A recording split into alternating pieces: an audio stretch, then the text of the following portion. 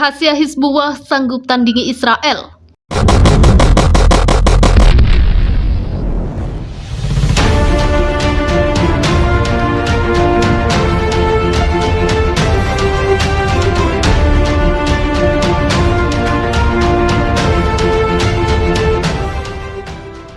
Peperangan di Timur Tengah seakan tidak pernah berakhir selama setengah abad terakhir.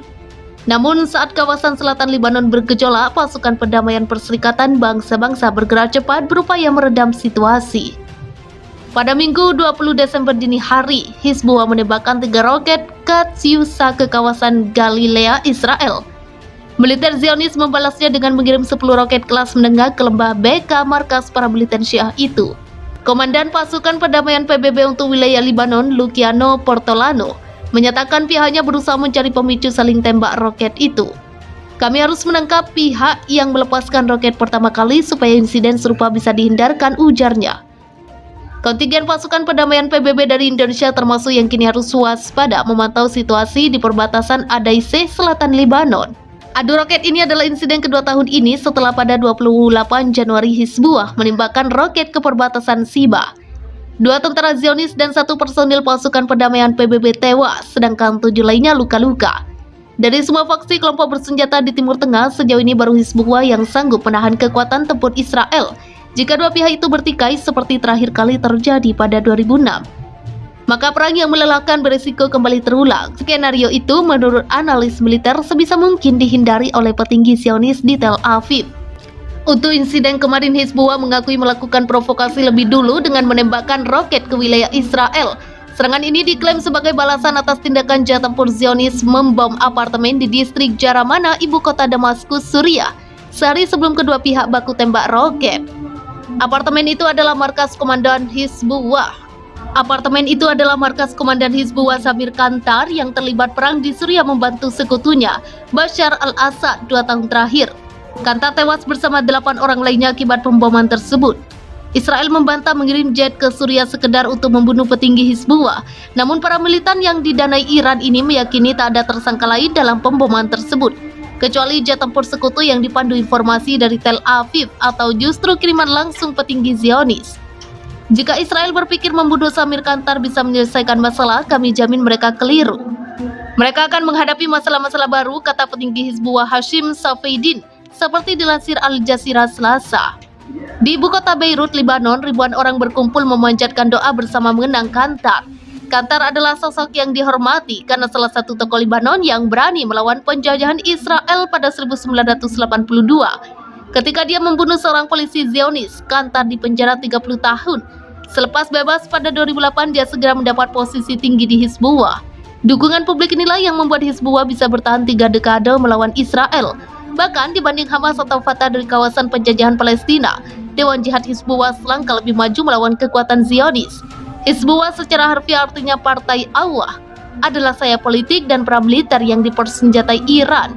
Dibentuk pada 1982, misinya adalah membebaskan kawasan Lebanon yang saat ini dijajah Israel.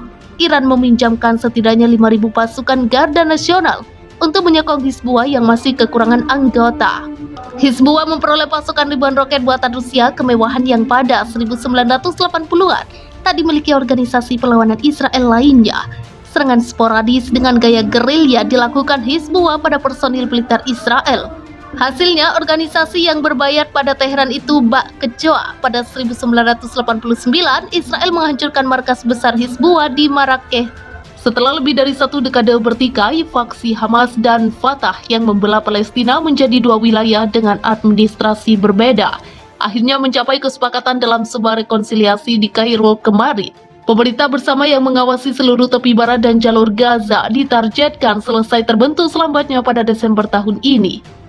Kesepakatan ditandai dengan penandatanganan oleh delegasi dari kedua faksi di Kairo selepas perundingan yang berlangsung.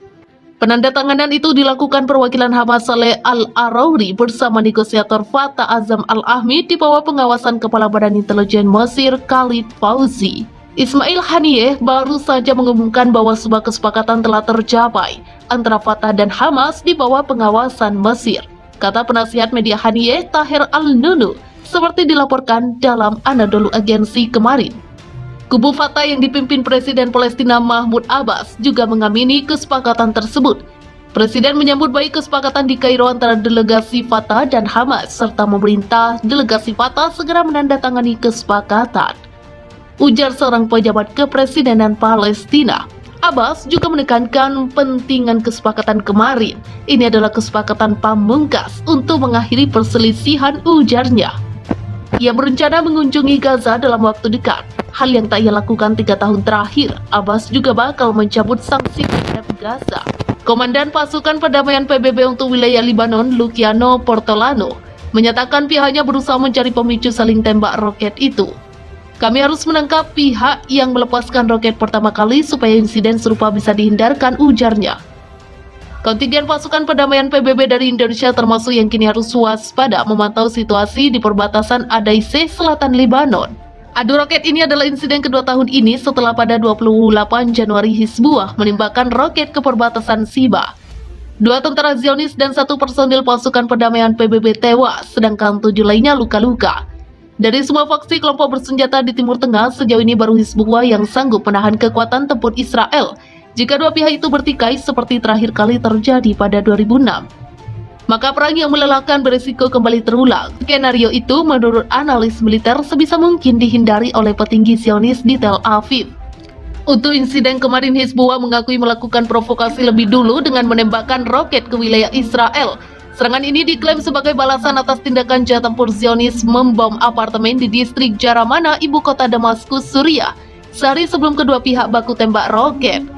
Apartemen itu adalah markas komandan Hizbullah.